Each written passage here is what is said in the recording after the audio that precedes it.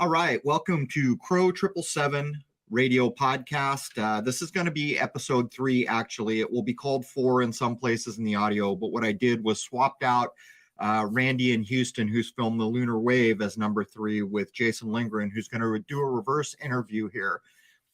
What I wanted to do was hold on to the Randy conversation because we're about to have a Lunar Wave roundtable with people who have filmed the Lunar Wave. And so I figured it would be great to run that kind of as the other one is released. And I'll make announcements where all that stuff's going to happen. What we're going to do here today is Jason Lindgren, who runs Secrets of Saturn YouTube channel and has a band called Cult of Saturn that plays 60s influenced music, is going to do what I call a reverse interview. In other words, he's going to address me on my channel, hoping to delve into some things that don't get asked all the time. So often when I'm interviewed, what we get is the same 10 or 15 questions. What I'd like to do today is really dig into the age of deception and try to draw a larger image for people of what we have kind of come to understand at this point, although there's a lot that we have, left to learn. So having said that, let me mention my big supporter, Chris at beambarns.com. You can catch him at beambarns.com. If you're listening to this on my website, you will see his sticker and link down there. He makes prefab timber barns. Very cool. I'm actually looking at some to see if they'd work as an observatory. So check out Chris, and if you do, tell him Crow sent you. So let's jump in here with Jason Lindgren, and this is, I think it goes about 2.5 hours. I'll be running the first hour for free on YouTube and the second hour and a half on my website for members, and I hope you'll join me there. So here we go. Welcome, Jason. Hey, it's great to be here with you, man. Right on, right on. So how are things down in Louisiana? Not bad. Beautiful. It's a gorgeous day out here today. It's 75. Yeah, Loving it. I'm kind of frustrated. I got up early because there was a partial lunar eclipse that I wanted to film, and the chem planes were already at it well before dawn and had blocked the entire sky off. So I talked with Randy in Houston because I know he was going to shoot, and same thing for him. So from Rhode Island to Houston, Texas, seems like the chem planes were blocking the sky on the night of an eclipse, and this is typical. But anyhow, without much further ado, I'm going to kick this over to you. I'm going to let you run the show and see if we can cover some things about Crow that don't typically get covered. All right. Well, I'm going to start with the first obvious one. Who are you as far as why are we here together doing a podcast interview? What led you to this point?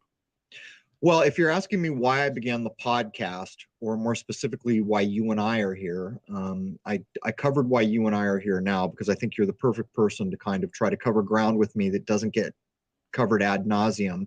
As for the podcast, that was just kind of so much interest came out of interviews that I had done, and it all started with the Lunar Wave. It seemed like the thing to do, and not only that, free speech is really dying on the vine on a lot of social media. So we really don't have much choice but to get our own websites if we want to talk about anything we want to talk about. Yeah, I agree with that. Awesome. So obviously we're doing this because you've done a ton of interviews and you feel that you get asked the same questions over and over again. So I'm guessing at this point there's something you want to convey to a larger audience. That's why you're doing your own podcast and you want to get on other topics.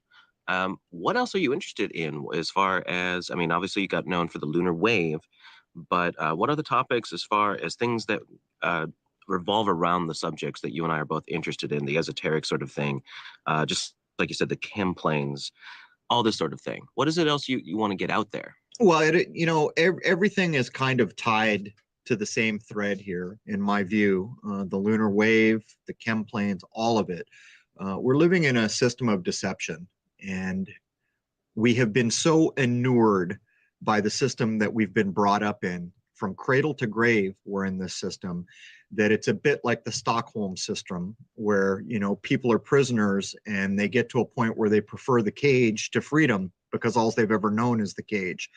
Well, we find ourselves in the modern age is in the cage. There is a complete kind of derisive system, control bent system that has been put in place around every facet of society. And that's really the base of what I'd like to address, because so many people are becoming aware that things aren't quite right. And while the lunar wave plays into this, because I've said in many interviews, the deception that we see doesn't stop at a state or a country. It goes as far as you can see, even when you're looking through a telescope. So there, man, I'll kick it back over to you. That's kind of the best I can go at that question, I guess. Well, obviously, the lunar wave is what you're known for, but you weren't looking for it. You discovered that by accident on some many hours of footage that you had been doing of the moon at the time. What were you doing that led you to that accidental discovery?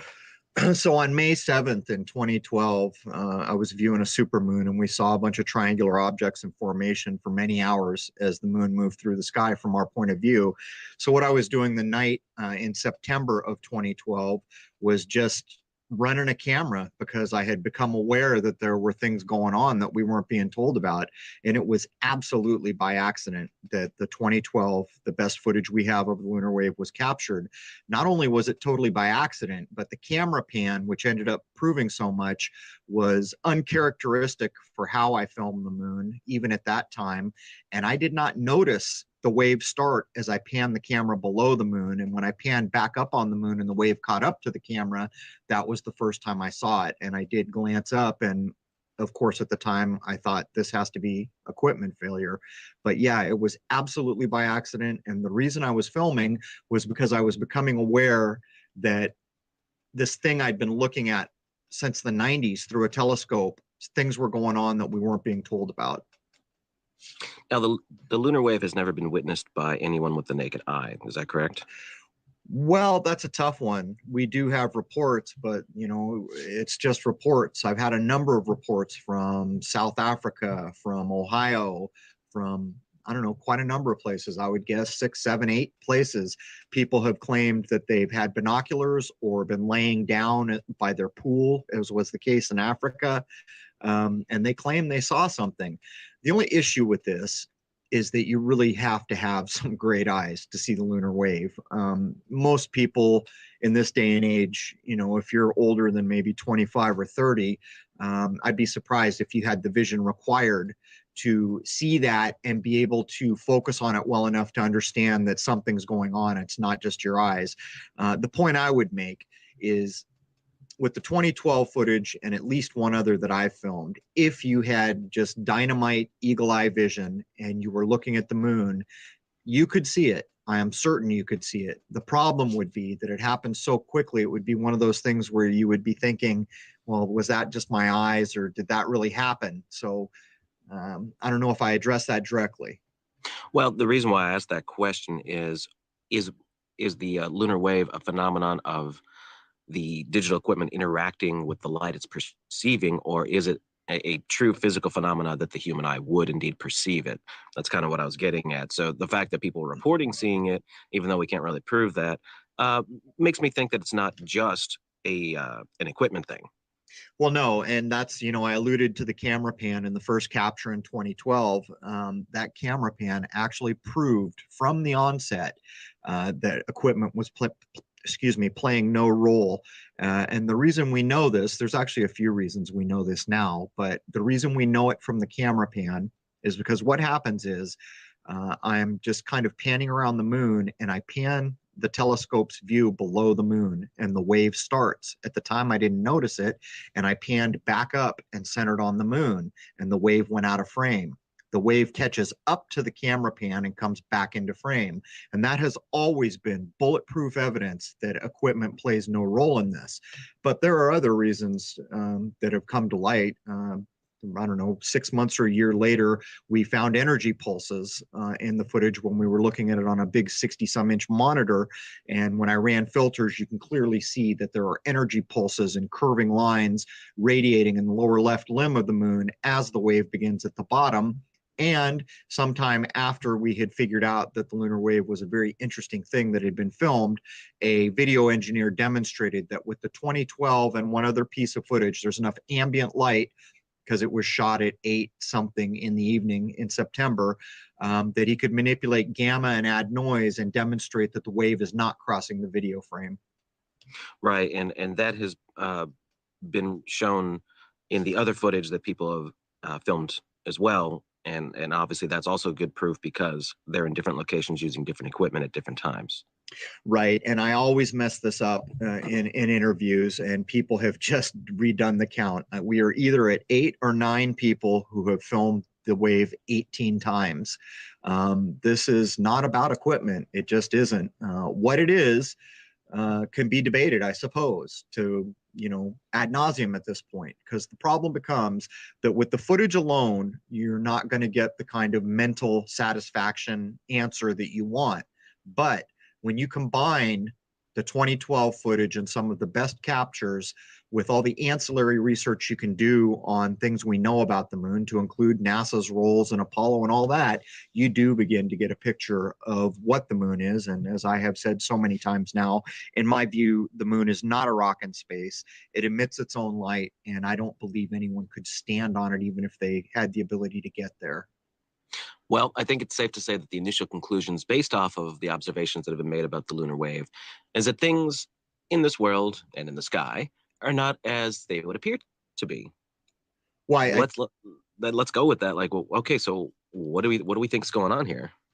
I think that right out of the gate, for the people who have stopped kind of swallowing the party line that we are handed throughout our lives and begin to examine things for themselves, they realize that the space agencies of this world are in collusion, and they are all committing fraud. China's doing it right now by claiming they're on the moon. They're not on the moon. They don't have anything on the moon. In my view, nothing goes above what we call low Earth orbit, including machines. Having said this, we have proven beyond the shadow of doubt that things like Apollo missions, landing on the moon, these things are fraud. We're beginning to take apart rocket launches to demonstrate that there is no ground-based footage of a rocket going into what we call space. And that's just ridiculous in an HD age where everything that can be filmed is filmed in high quality. What we have learned is that the people tasked with informing us about space, or what we call space, have lied from the onset, to the point where it seems pretty apparent that their mission is to actually obscure your ability to understand what is above the blue sky you see. And when you come to this realization, a logical, rational person will come to understand that you can accept no definition that has been handed you, whether it was written in a textbook or handed to you through some NOVA program or National Geographic. It all has to be thrown out. Because all we have received is lies, and there are very few things that we can look at now without poking holes in it. So the question I think you're getting at is, well, what are we looking at? And that is a problem. We're like babes in the wood right now. We understand that we've been lied to. We understand that the descriptions of even our world are in error, intentionally in error, probably intentionally made to be an error to keep us under control and to keep us clueless about where we are in the scope of things. But at the end of the day, we have to work towards really redefining what this place we call Earth is, what it looks like, what the shape of it is, what space really is. And while if we look at these encoded memes that are so pervasive in all media, flaunted in our face daily, constantly we see this during false flag attacks where everything is encoded, and information that is not obvious on the surface is being just thrust at you. If we look at these memes with regard to space, it appears that these memes are all directing us that space is water. For those who have studied religions around the world, Christianity and others, there's references in religion to the waters being separated from the waters by the firmament, which again would make space a liquid-based thing. Whether or not this is true, we don't really have the ability to know yet, but we're working towards that. And when we come to understand that nothing goes above low Earth orbit, as far as we can tell, and that we have an improper description of space, we're going to have to be satisfied for now that we know a hell of a lot more than we did 10 years ago. Why do you think that the population is being deceived? Like, why would they just not come out and discuss what the findings really are? By initially, it was predominantly the United States and the Soviet Union at the time, but now other space agencies of other countries. Why do you think that they're just not saying, okay, well, this is what we think it is? Well, I think at the base of it, the easy answer is control. It's no different than a computer system. If you put bad data into a computer, you get bad data out. If we consider that there are human beings, lots of human beings on this world that have made decisions their entire life based on erroneous information, what you begin to understand is there are a group of people who have good information. People with good information can easily control people making decisions with bad information. So if we want to go at the easy kind of basic answer that's probably not too far from wrong, there it is.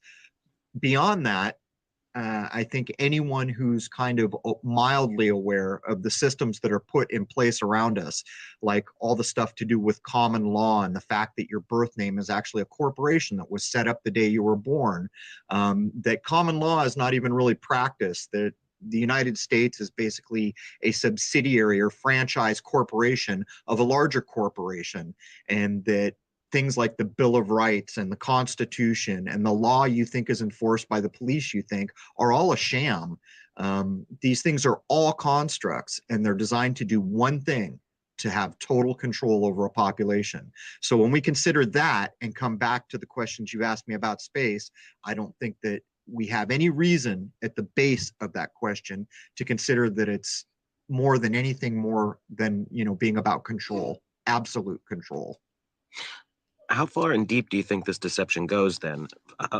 Obviously, we're talking about the space agencies of the various nations of the world. Do you think even people doing things like Bigelow, like anyone who's doing things supposedly independently because they have the money to do so as a corporation, do you think that they have learned the truth about what space is and are then also keeping this silent? Yeah, it's a bit like mainstream outlets. Any voice, any medium, any radio, any TV, any medium that has millions of listeners or followers or people by the millions who will get that information is playing by a set of rules. There is no other option at this point. It's that simple. If you publish a book and it's going to go to the New York Times bestseller, you're playing by a set of rules. We have no way to know if the author of that book initially set out to tell us some important things and the editors got a hold of it and made it be what it is by the time we see it. We can't know these things, but what we can know is that what we are seeing, the end result of that publishing, is by the rules of those who control. And those who control are the people who are the richest among us. They have all the power. They have a hand in writing the rules. They have a hand in the banking of this world. They have a hand in everything. And historically, it seems that these are the very same people that we once called royal or kings or robber barons, the people who managed to amass just incredible fortunes, held all the power, had all the access to good information, made the laws, the dictates, controlled the masses. What we see is that back in the construct of kings and queens, if there ever was such a time, as time played forward, new methods were put in place to obscure that there were three people running a country or something like that, or one family. And, you see it in the fall of India when Britain pulls out and everyone's, oh, well, Britain doesn't control India anymore. Poppycock. You can see the influence never stopped being exerted over India with money, with laws, with any measure of things, even the people that were put in place. So what we see moving forward is these very same entities, royal families, secret societies, religious institutions who held all the power, just moved into the modern age, figuring out new ways to exert control so that they never lose the power and control and widen it to a point where it seems like the end game will be absolute, total, undisputed control. And how far back do you think this goes, this these power brokers? Do you think this is going back into ancient times and they just sort of consolidated their power over the centuries? That's a really tough question to go at because we can't accept history. Many people have heard me say the average person probably can't see back in time much beyond a grandparent. A few of us are lucky to maybe have a great grandparent that we can see back through time in to confirm a very minute window of that period of time that you're trying to look at. And with the lies and deception at the level that we have unmasked at this point, and knowing things like there was supposedly a man named Napoleon, and one of his big quotes was, "History is a lie agreed upon." Well, whether or not there actually was a man named Napoleon, it's pretty clear that that quote, which is a famous quote, is put into textbooks for a reason. So we have to ask ourselves, is that quote there telling us something, or is it just words filling space that have no meaning? For my money, they're there to inform us of something. And this is one small, minute example, but the problem with the question you have asked me becomes, is we really don't have any way to authenticate most of history beyond maybe, I don't know, 60, 70 years, maybe close to 100. And even that window only sees very narrow portions of what history is, to the point where many in the alternative research communities are challenging the antiquity of even things like the pyramids. It's been pretty well demonstrated to my satisfaction that Stonehenge was made in the 20th century. And so when we begin to know these things and we see the scope of the deception, it becomes very difficult at the point we find ourselves to answer questions like the one you just asked directly. I find it interesting that we live in this digital age where everything is recorded. You know, everyone's walking around with a phone in their pocket that can record sound and video. I think it's safe to say that from this point on, someone 100 years from now will be able to kind of get a pretty accurate understanding of what was going on at this point, since this cell phone internet age took a hold. Do you think that that's going to affect the way the controllers go about things, because they really won't be able to manipulate history as well as it seems they have been for all this time? Well, you see, that's a really double-edged sword there. I mean, the short answer is, yeah, it's going to change things, but the long answer is not so inviting for people who want to see something positive come out of that question. And here's the reason. Right now, YouTube, which is Google, which is one of the biggest corporations on the planet, owns video serving. That market is pretty much owned in mass by YouTube. There are a few other outlets, but they're playing the game if they're anyone major.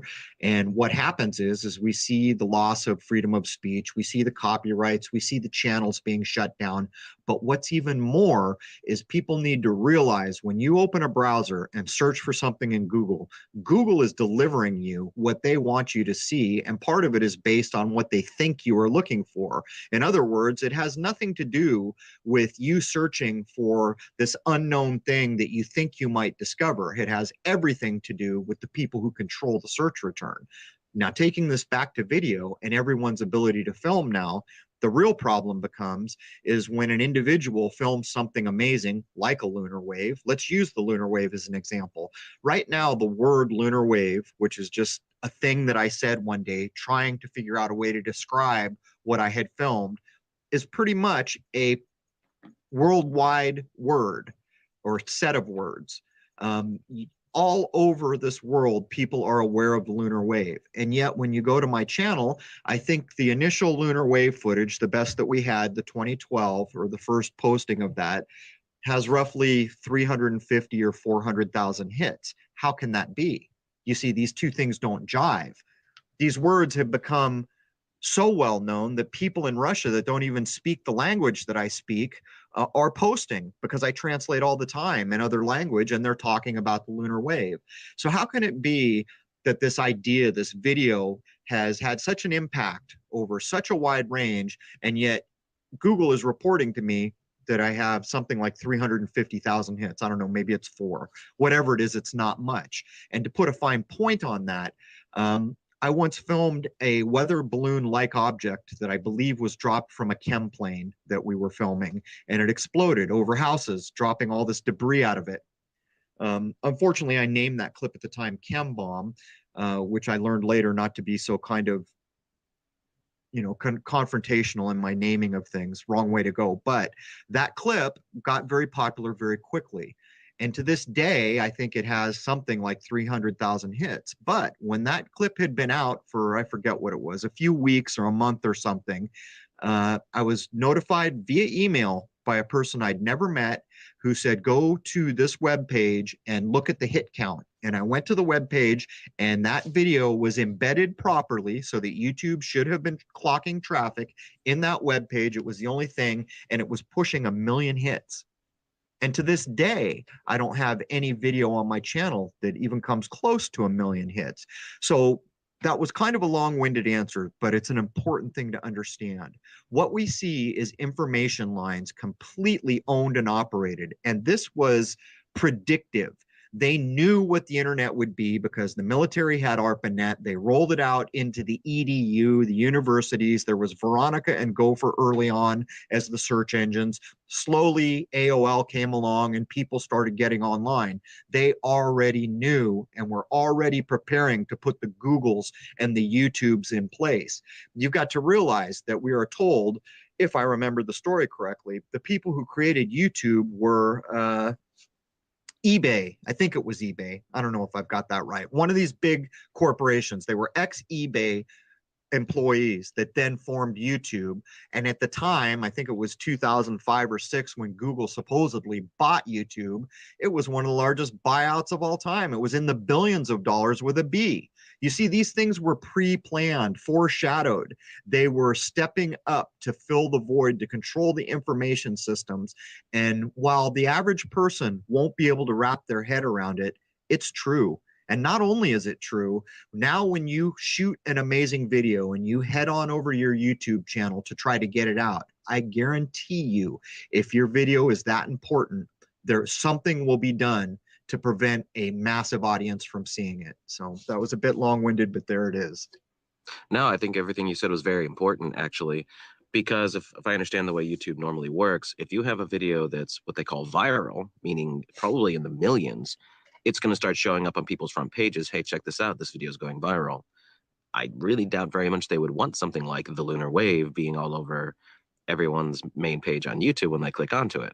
Wouldn't you agree? No, I mean, it's even worse than that. Let's take the Brussels crap that just happened. The complete staged hoax, false Brussels terrorist attack. Completely staged. Nobody died. Nobody got hurt. It is a stage Hollywood play being filmed and presented as real news. Let's suppose that someone was lucky enough to be there with a good camera and filmed something there that just proved beyond the shadow of a doubt that these were crisis actors and this was being staged and filmed. And they ran back to try to get that video out. What do you suppose the odds are that they could? In my view, I would say very, very slim. And it's for a number of reasons.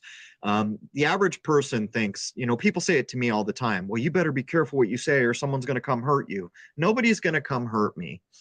That's why we have 18-year-old kids in the military, because they can be fooled into injuring someone on the direction of an old man who would never pull the trigger in a million years because he understands what cause and effect is. Some people call it karma.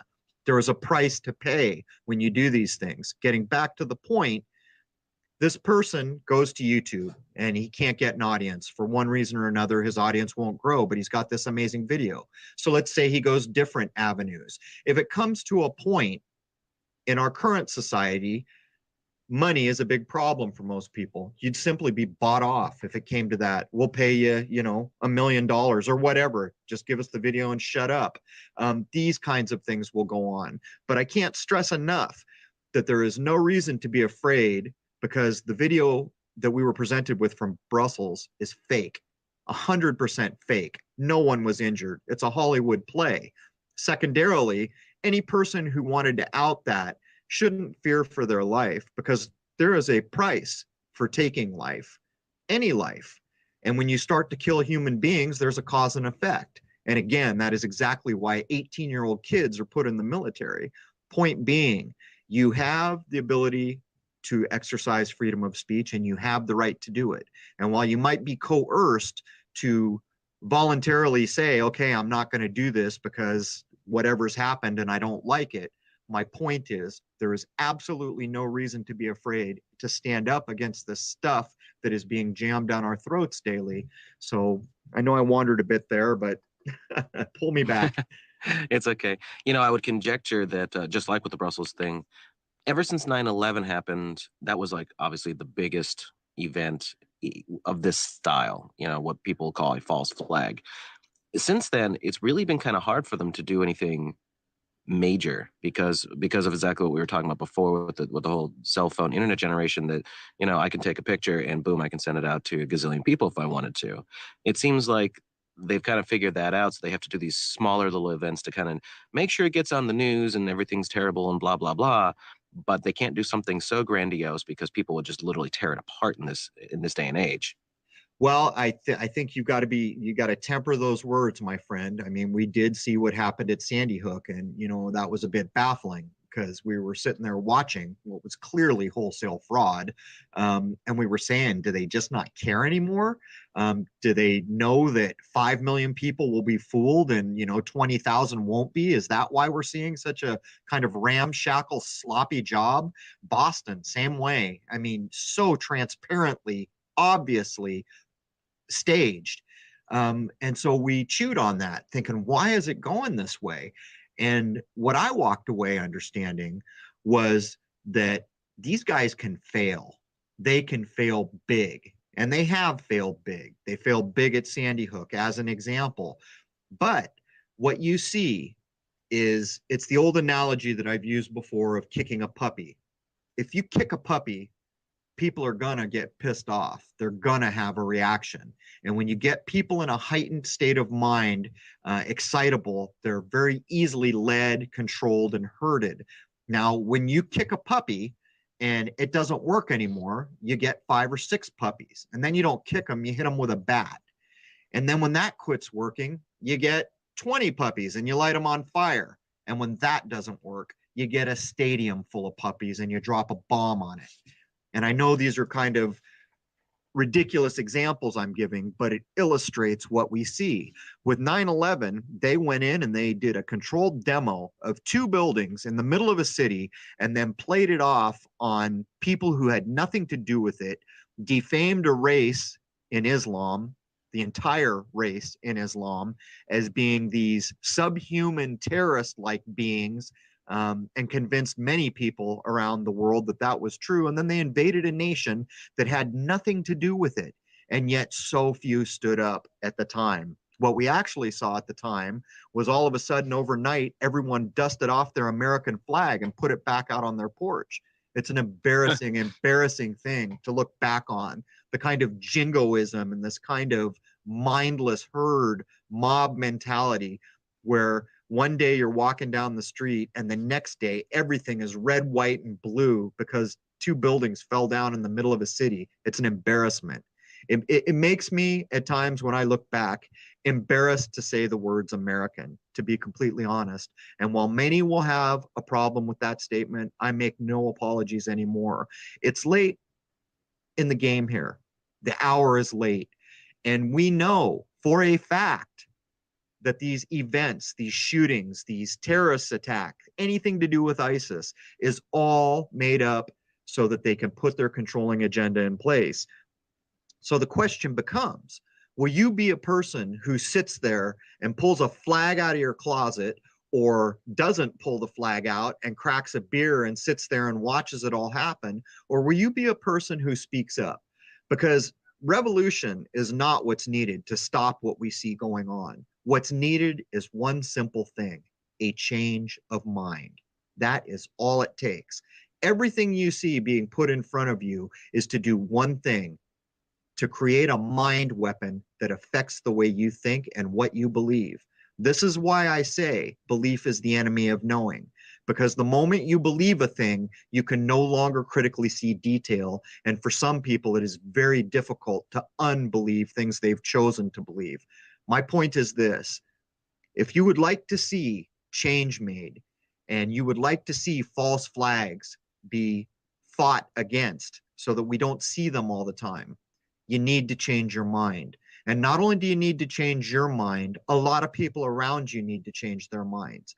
What is going on today in this world actually has been going on for decades that we can see is a house of cards is being built, and it's being executed with mind weapons. People are being convinced all over this world that false things are true. When you come to understand that false things are false and you change your mind, that house of cards is going to tumble. I agree with that totally. As an aside of that, do you have an opinion on what actually did happen on 9/11? Like how, more to the point, how it was done? I think most of us in the awake kind of community, we know that it was an inside job of some sort, but there are various theories on how it was pulled off. Do you have an opinion on 9/11? I think it's pretty obvious. They did a controlled demolition. I mean, you can look at Building 7 and actually see the controlled demolition going on.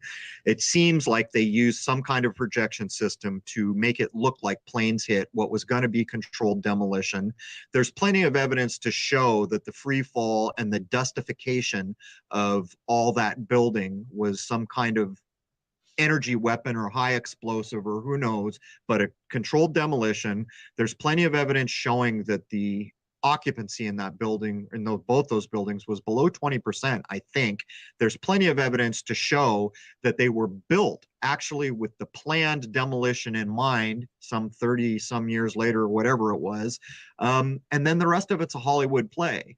You look at the people being interviewed, the cowboy, the Harley guy, the black guy, this is Hollywood skits. These are crisis actors. And what they do is the same thing that the news did that day.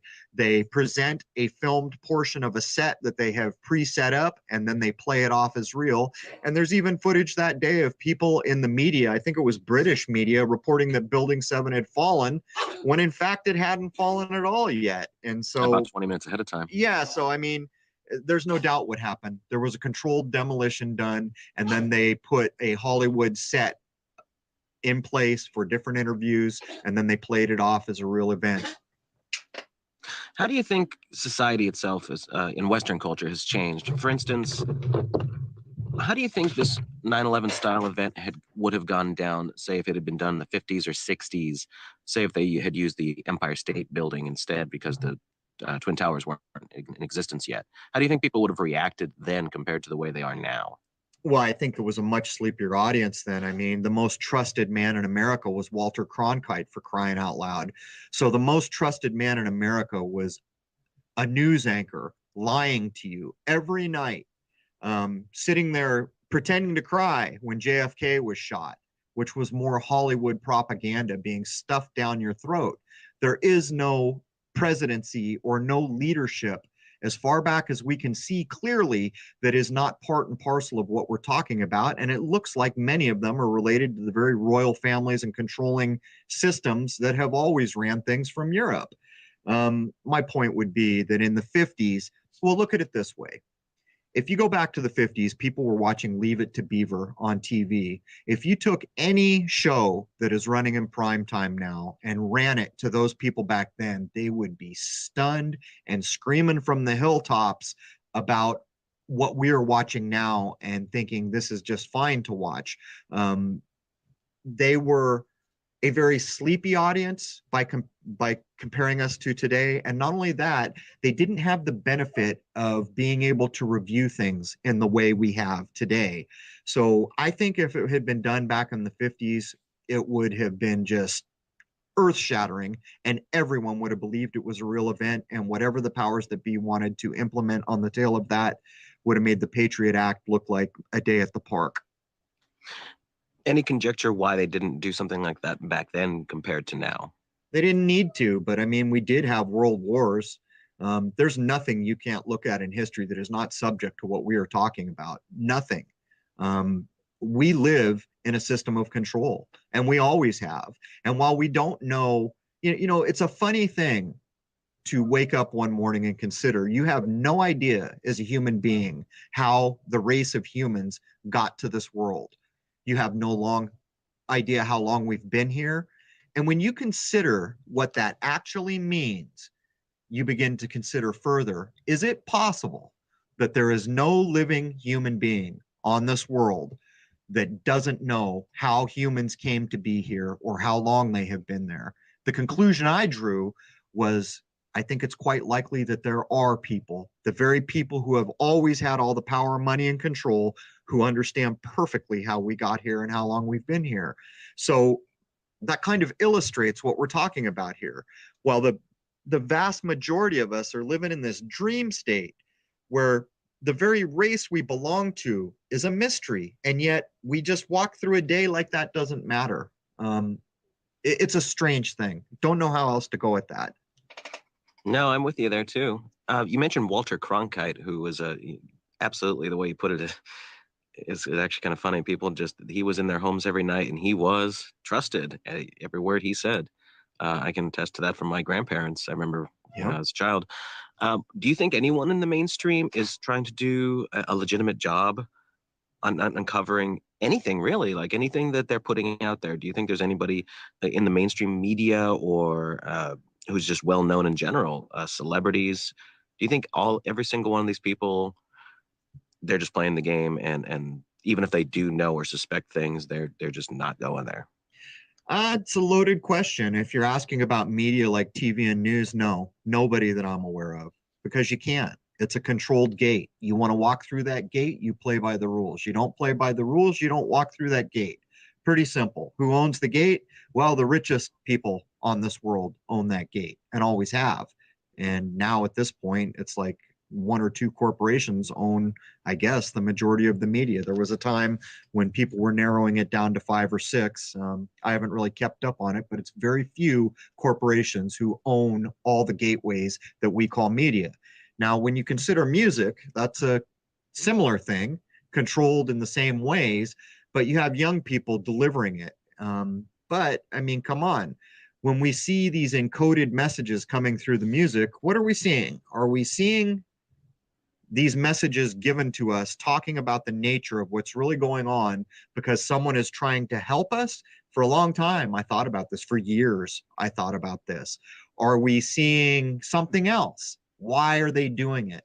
Why does it say space may be the final frontier, but it was made in a Hollywood basement in a Chili Peppers song? Why did they do that? Was it to inform us of something? And I have come to the conclusion that no, it's not that at all. It's like this. They put the information out in a way that you have been trained not to recognize your entire life, because it's not gross, it's subtle, and it can be played off as a joke or as just music or in any number of ways to diminish the words that are being said. The reason they're doing it is because if they ever get caught, or even if they don't, they can always say, we tried to show those stupid monkeys, you and I, the majority of us, but they were too dumb to understand. And this also plays into cause and effect and probably relates directly to Talmudic law, because so much of this relates back to a family of people who have a tie to ancient Jewishness.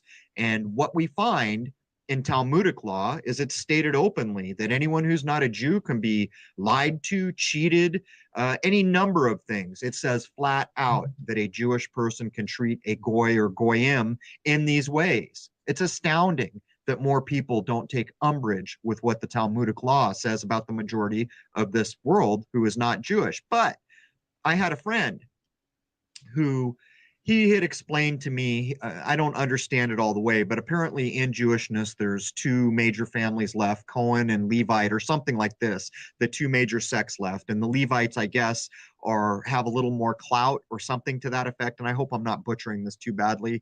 If Jewish people are listening, I apologize if I don't get this 100% right. But he was in the Levite side of things, and he was explaining to me with using an allegory a part of Talmudic law which plays into the kind of cause and effect, or like karma almost, that we're talking about here.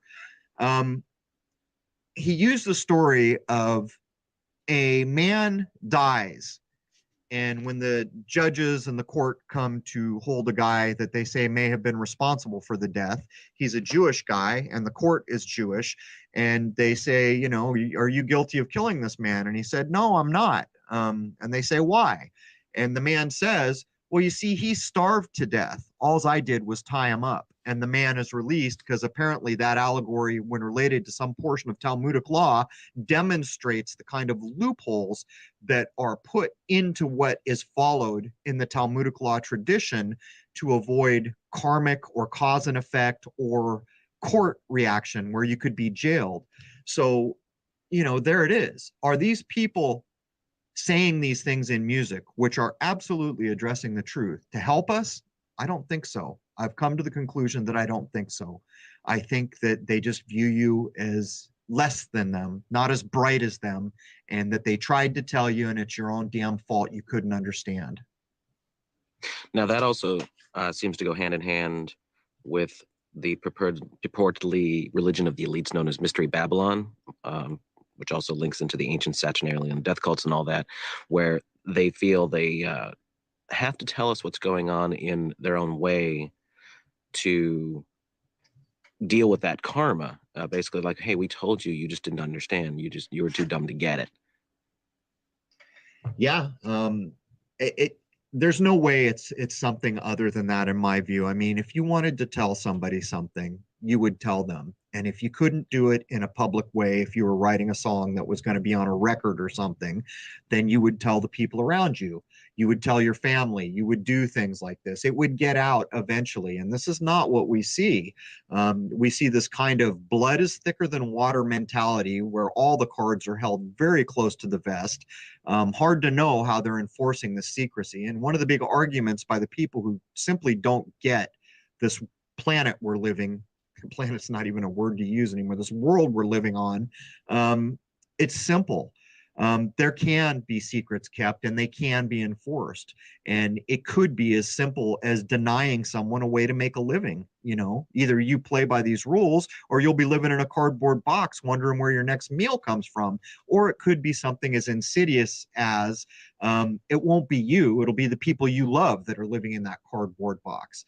So yeah, there's no way of getting around the fact that in media, in music, in so many mediums that we are exposed to, the literal truth is being addressed, but the vast majority of us don't get it. And for my money, that truth is not being addressed to help you. I agree. Now, we discussed the mainstream media. As a result of all the craziness that has gone on for the past 20 years, mostly since 9/11 is what really made it spring up, although there was the John Birch Society and similar such things earlier on. There's this, whatever you want to call it, truth movement, awakening movement. And there's a lot of key players in this now. There's people out who put themselves out there saying that, you know, we're the alternative media. What do you think about what this phenomenon is? What do you think about it? What do you think about the people in it, especially some of the bigger players in it? I have one thing to say, which is critically important about that. The minute you are put in a group, in this case, the group is being called alternative media, you are being set up for failure. Groups can be controlled, groups can be infiltrated, false messaging can be assigned to groups. All manner of things can be done to groups to ensure, beyond the reasonable shadow of doubt, that the mission they set out to achieve will not be achieved. So having said that, in my view, the people that are going to make the biggest difference in this kind of age of deception we find ourselves in are individuals who belong to nothing, who follow no rules in their research, who don't have a scientific method or any other damn method. They're simply applying the abilities they can come and bring to bear and then presenting what they have learned or think they have found freely out to the populace. Now, when you go at it this way, you've decentralized that group. So now if someone wants to screw with what's being uncovered, it's a bit like a hydra, you know, you got to go hit 1,000 heads or 100,000 heads. Whereas if you're just another member of the alternative media, it's just a group that needs to be defamed for the most part. And not only that, it's a bit like the flat earth, you know. What do you see in the flat earth? You see so much divisiveness and infighting and craziness and kind of rabid people, you know, demanding that, you know, what they are saying is the only possible true version of what's going on. But what's more is you see that it's been around for 100 or 200 years, clearly put in place to undermine the people that would join such a group to try to further what we know about this world that we find ourselves on. So the shorter answer is, what I think about the idea of alternative media is it's a trap. Run from it. Don't join it. Don't say it. Don't do it. Be an individual. Use your given abilities to challenge what you can and then present it out to the community. Okay, so there is roughly the first hour. There is, I think, about another hour and a half, which will be running on Crrow777radio.com for members. I hope you guys will join me there. In the remaining episode, we cover a lot of ground, so much ground. The whole intention is to try to draw a much larger image for people of basically the deception that we find ourselves in. So many people look at the minutia where they're looking at this event or that false flag or the lunar wave. And what I've tried to do here is tie it all together to demonstrate that everything is interrelated, that the age of deception that we find ourselves in is part and parcel of all the minutia that we look at each day. So I guess that'll close out episode 3. And again, this was swapped out. It was going to be episode 4. Episode 4 will be Randy in Houston. So there it is. Please join me over at Crrow777radio.com. Cheers.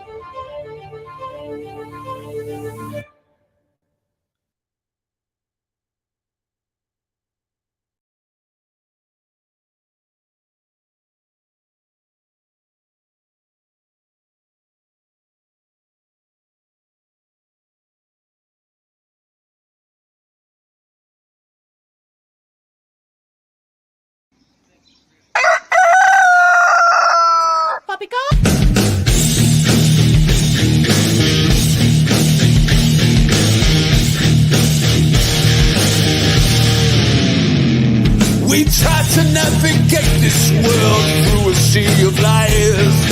Nothing ever as it seems. Open up your eyes, 'cause when your eyes are open, the clown show will appear, breaking all the wizard spells and nothing left to fear. So gather round and lend your ears as we expose the crock.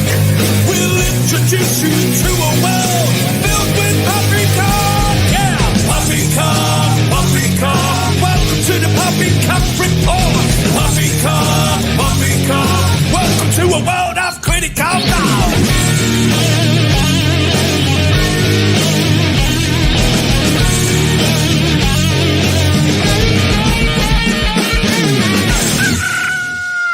This is Poppycock. Poppycock!